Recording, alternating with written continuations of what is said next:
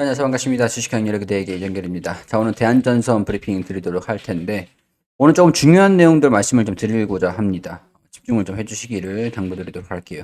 일단 말씀드리기 전에 앞서가지고, 종목도 중요하지만 제가 대응에 대한 방법도 중요하다라는 거 항상 누누이 안내를 드리고 말씀드리고 강조드리고, 집요하게 파고들면서 설명을 드리는 그런 내용들이죠. 대응이 중요해요. 종목들도. 자, 제가 그동안 이제 계좌를 모의 투자를 하면서 또 보여드리는 계좌들도 있었는데, A 종목 1차, 2차, 3차 제가 안내 드리는 가격들 대응 전략이라는 거죠. 1차, 2차, 3차 B, C, D, E 이 모든 종목들을 관리를 하기는 어렵지만 1차, 2차, 3차 분할 대응해서 평균 단가를 낮추는 게 중요하다라고 했죠. 시장이 떨어지면서 주가가 올라가는 것들은 떨어지는 것들은 시장이 떨어져서 떨어지는 거잖아요. 유동성에 대한 시장이 안 좋아서 떨어지는 거는 시장이 개선이 되면서 다시 올라간다는 거예요. 몇 번 이렇게 수차례 설명을 좀 드렸던 거긴 한데, 시장이 떨어지고 기업성에 대비해서 관계없이 주가가 하락하는 거는 오히려 기회로 삼으시라고. 그래서 제가 3200포인트, 3200포인트 이하, 2200포인트죠. 2200포인트 이하에서는 PBR이 0.8배 수준이기 때문에 저평가 영역이다. 주어 담아야 된다. 계속 대응해서 가야 된다. 평균 단가를 관리해서 가야 된다. 물론 이렇게 올라가면은 비중을 축소할 줄도 아셔야 됩니다. 윗꼬리가 쭉 달리는 모습들, 이거는 차익 실현 매물들이 나오는 것들이기 때문에 계좌를 관리하는 게 중요하겠죠. 비중을 계속 이 종목을 하나를 선택을 했다라고 하면은 이 종목을 비중을 늘렸다가 줄였다가 계속 관리해 나가는 게 중요하다라고 항상 설명을 좀 드렸습니다. 자, 코스피 지수가 12월 1일부터 계속 하락을 했습니다. 우리 2200포인트 이하에서 이전처럼 쌍바닥을 탁 닫아주는 게 아니라 바로 급등하는 모습들을 보여주면서 회복하는 모습들 보였습니다. 자, 대부분의 종목들이 지수가 올라오면서 함께 회복되는 모습들을 보여줬고, 대한전선도 마찬가지입니다. 자, 그렇기 때문에 이거는 모의계좌입니다. 제가 무료방에 안내드렸던 모의계좌 종목들, 무료방에 안내드린 종목들을 가지고 평균 단가를 계속 낮추면서 따라잡아온 결과, 카카오뱅크가, 이제 매입 금액이 처음에는 한 80만원, 120만원이었나요? 120만원 정도에서 시작을 해가지고, 지금 평균 단가를 낮추고, 평균 단가를 낮추고 난 다음에 평가 손익이 40만원 정도 수익 구간으로 올라왔습니다. 1차, 2차, 3차 비중이 늘어난다고 겁내는 게 아니라 평균 단가를 낮추고 버티는 게 중요한 거예요. 시간은 항상 우리 편이라고 말씀을 드렸잖아요. 자, 그렇게 되면 전체 계좌가, 물론 손실 중인 종목들도 있습니다. 손실 중인 종목들도 있는데, 자, 전체 계좌가 수익입니다. 자, 이렇게 대응을 잡은 종목이 수익률이 커지다 보니까 가장 마이너스가 심한 종목들도 뭐 다 팔아도, 이거 뭐 8종목, 5종목 다 팔아도 수익이 남아요. 왜냐면 전체 계좌가 수익이기 때문에. 싹 팔아도 수익입니다. 그러면은 지금 같은 시장에서 싹 리셋을 하고 다시 진행을 할 수도 있겠죠. 그렇게 현금 확보를 하시라고 제가 무료방에서 종목을 드리는 거예요.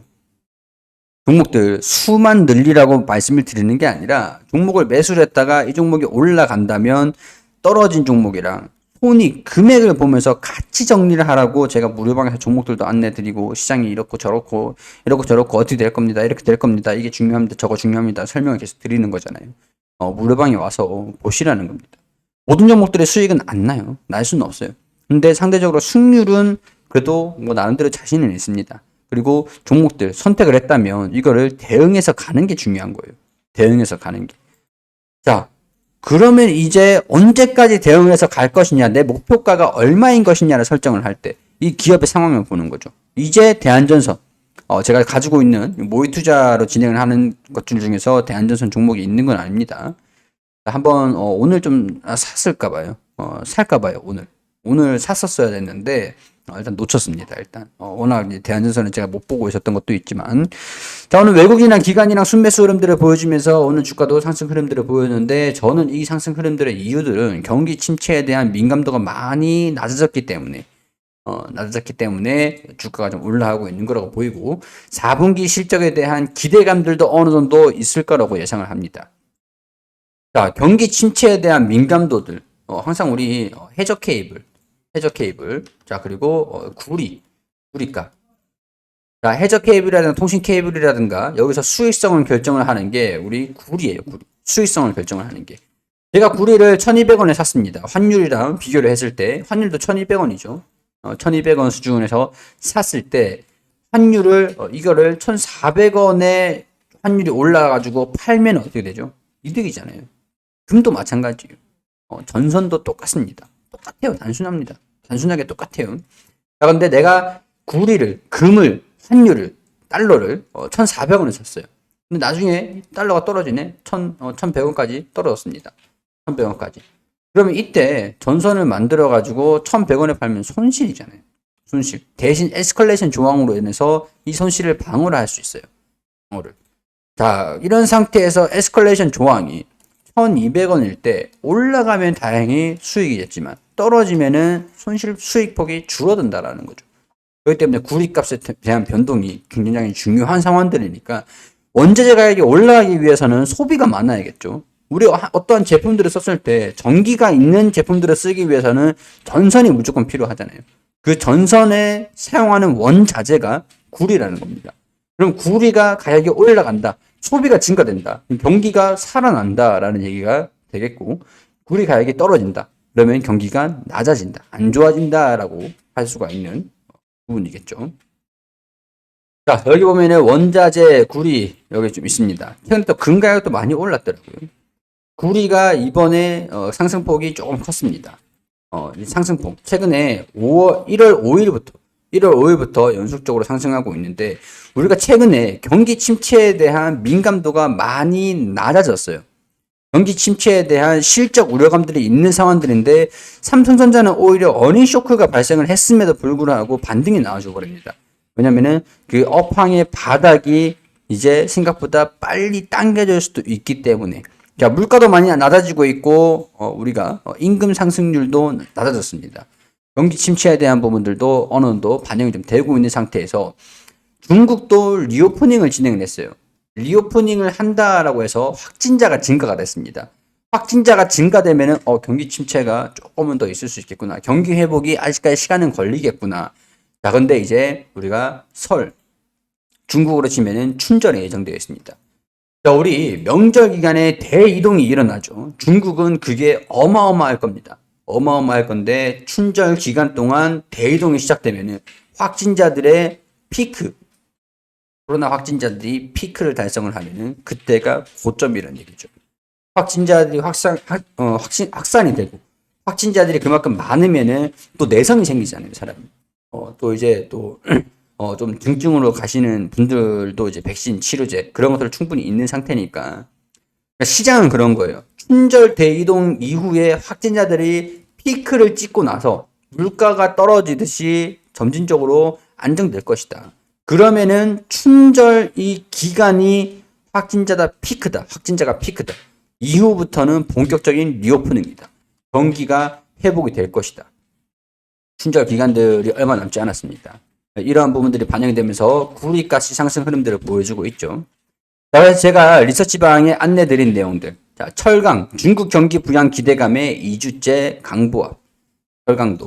철강도 구리랑 마찬가지겠죠. 경기가 회복하는 것들을 기대를 하면서 강보합 흐름들을 보여주고 있죠.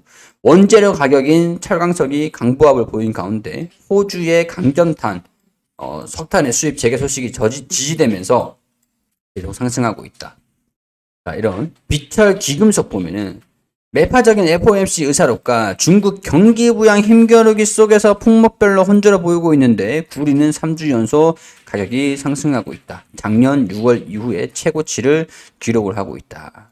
자, 이 내용들 보면은 이 구리 가격들 우리가 이전에 구리 가격이 어떤 움직임들로 인해서 주가 실적 영향들이 있었느냐 이런 것들을 판단을 해봐야겠죠.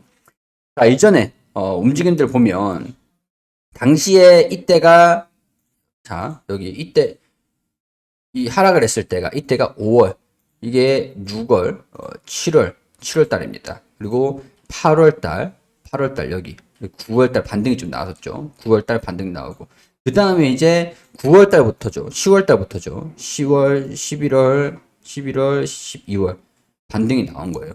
반등. 자, 그러면 이제 이전에 2분기, 3분기 때 실적이 3분기에는 그나마 좀 버텨줬는데 3분기, 4분기 때도 버텨줬고 3분기도 떨어졌다가도 반등 나왔잖아요. 이 중간값으로 회귀를 했겠죠. 근데 이전에 2분기에는 구리값이 급락을 해버렸잖아요. 급락. 자, 그렇기 때문에 2분기에는 영업이익, 당기순이익이 적자가 난 상황이고 3분기에는 그래도 중간값으로 와가지고 83억 원 당기순이익을 기록을 한 겁니다. 이렇게 이해를 하시면 되죠. 중간값. 근데 최근에 4분기 때는 구리값이 상승세를 보여줬습니다. 이때 당시가 11월, 10월, 11월, 12월까지 구리값이 일단은 평균적으로 상승을 했어요. 자, 그러고 나서 1분기에는 구리값이 더 올라가요. 4분기 실적이 회복이 되면서 1분기까지 실적 회복세를 이어나갈 것이다라는 기대감이 반영이 충분히 될 수 있겠죠. 자, 그래서 구리값, 시장이 지수가 상승하는 게 첫 번째고, 지수가 상승하는 이유가 경기 침체에 대한 민감도, 우려감들이 줄었다라는 것들. 그러면은 대규모 투자, 공사, 인프라 조성 그런 것들이 이어지면서 구리의 소비들, 대한전선의 수주도 그만큼 다시 증가될 수 있는 거고 영업이익의 회복세 그런 것들도 기대를 하면서 4분기 실적에 대한 기대감도 어느 정도 있을 것이다. 그리고 1분기에 대한 호실적이 이어질 것이라는 기대감들도 중국의 춘절 이후에 경기가 회복이 되면서 보여줄 것이다. 이런 기대감들도 있는 상황입니다. 자, 그리고, 이거는 패드에서 25bp 베이비 스텝 금리 인상이 좀 예상이 좀 되고 있다라고 합니다. 물가가 줄어들고 있는 상태에서 임금 상승률도 피크를 찍었다는 전망이 나와주고 있기 때문에 이렇게 되면은 패드가 25bp 금리 인상하는 것에 부담은 없을 것이다. 만족할 것이다. 라는 전망들이 나와주고 있어요. 자세한 내용들은 여기 무료방에서도 안내를 드리고 무료방에서도 종목들도 안내를 드렸고 이 종목들을 가지고 모의계좌 보여드리고 있는 것들이니까 보셔가지고 시장이 올라오고 있을 때 빨리 우리가 이거를 할 수 있을 때 뭐 처리할 거 처리하고 뭐 다른 종목 잡아서 수익을 만들어가지고 뭐 손실 중인 종목이랑 같이 정리를 하든지 그렇게 대응을 잡아서 좀 나가자고요. 자, 대한전선 가지고 계시는 분들 참고하시면 좋겠고 21선을 돌파를 하는지 여부들 추세가 전환이 되는지 이 추세가 돌파를 해주는지 그런 것들 같이 함께 참고를 해보면서 그 다음 21선을 돌파를 하면은 그 다음 목표가는 1650원 부근이 될 수 있겠다라고 설명을 드릴 수 있을 것 같습니다.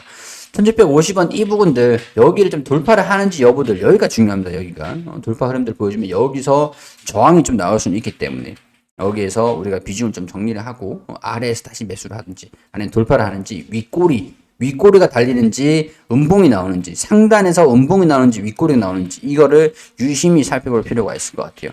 추후에도 주가 움직임들을 보면서 제가 윗꼬리 달렸다. 찰실한 매물들 많이 나왔다. 이런 것들에 대해서 개인적인 견해들, 의견들 말씀을 드릴 수 있도록 할 테니까 참고해 주시고 우리 무료방에서도 많은 관심 부탁드릴 수 있도록 하겠습니다.